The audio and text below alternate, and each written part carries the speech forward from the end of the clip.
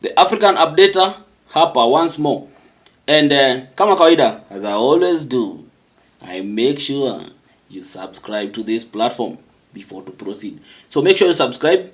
I'm just going to give you a second to subscribe and hit that notification bell. Kama kawaida.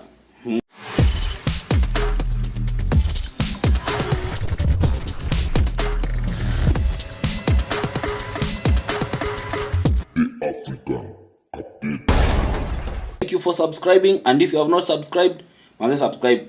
I've watched, there's some people, many of you are watching my video but are failing to subscribe.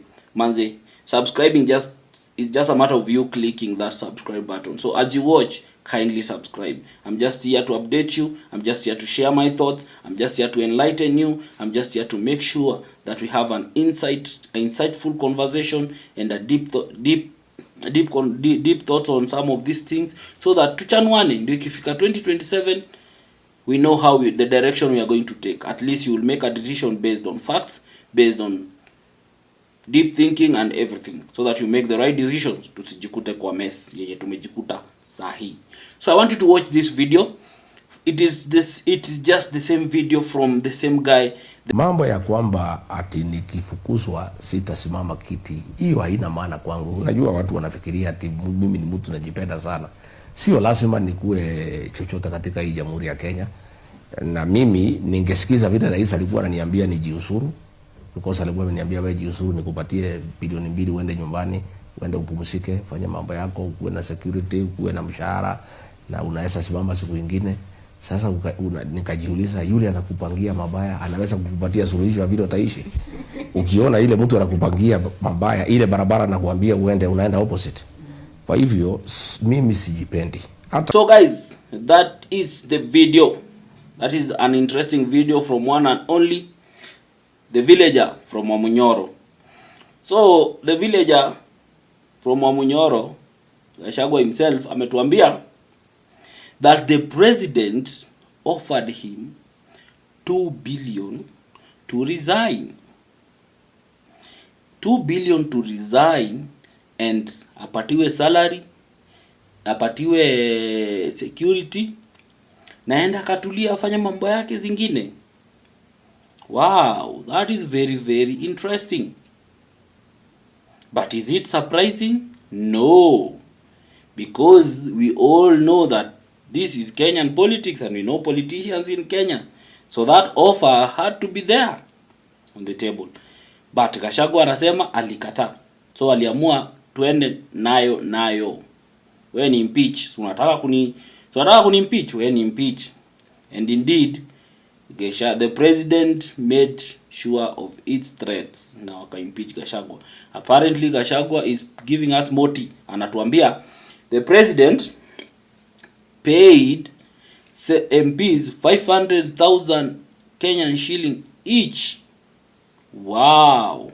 You can calculate how many members of parliament we have. So utajua how much was spent there. Wow. And then the senators were paid 10 million each to impeach Gachagua. 10 million each to impeach Gachagua. Listen to that. 10 million to impeach someone. Wow. And apparently unasema this person is not a threat. Someone who is not a threat to you. You are paying people 10 million wamutoe. And then you want to tell us that this guy is not a threat. Very demure. Very interesting. But Gachagua pia anatuambia alikataa, akamwambia wewe ni impeach. So we want to analyze the situation. Is it true or not true? In Kenyan politics, nothing comes by surprise. That's true. That's very, very factual. That is very, very factual.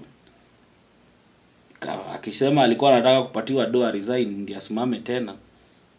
Akasema mimi siwezi chukua kama mtu mwenye anataka kumaliza ndio tena anataka kupangia vile utaishi.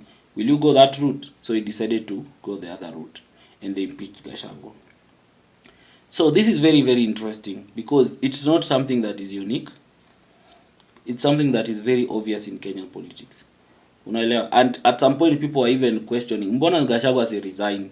ndiye asimame tena kiti. I think the guy aliona unajua sasa ukisha kama the position where he is right now, Gachagua has nothing to lose. He knows he cannot go for he cannot vie for any political thing. So, and Gachagua is a good mobilizer. So even if he's mobilizing to make sure that this guy goes home.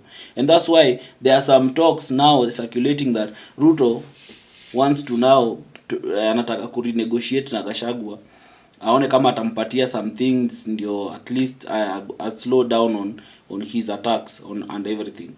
I think Ruto underestimated Gachagua because from the way I've analyzed Gachagua is someone wale watu wenye yani akishaamua ni mbaya ni mbaya twende na nule mse mwenye ukimtoa nguo atakutoa nguo.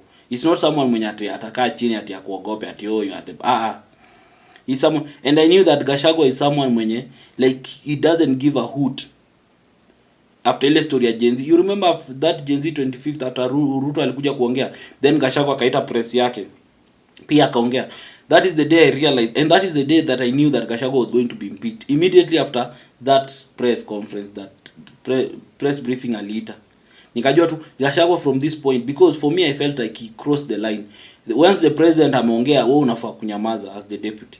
But the moment he called that press na kaongea, I knew that Gachagua, this is done for him. He's going home. And I think he also ni kama alijua I don't care, wacha mimi niende, there's nothing in this government again for me.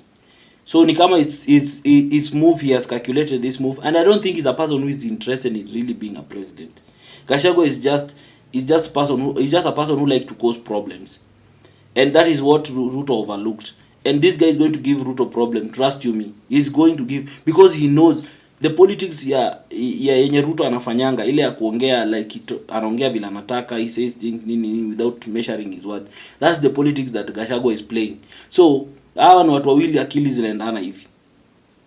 So president going to have a very hard time. And then he's someone who has worked in the administration from way back. He knows how systems operate. You know Ruto is not a system guy. Ruto is a politician. But Gachagua is a system. People like Natembea is a system. They have been in the system, they know. They know how system operate. And system, you can't fight the system. So he knows which buttons to press and everything.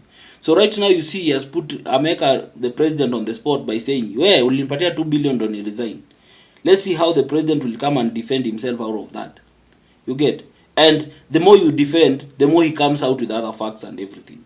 Right now he has told us about so many things. You get? So guys, mimi what I can say is I'm not for Gachagua because I don't like his style of politics. I think it's not, hiyo style yake ya politics is way backward. But I just love the fact that he's giving Ruto split president, and he's also giving us tea on some of the things that have been happening. So I want Gachagua to continue feeding us so that we know to me is vitu to make decision in 2027.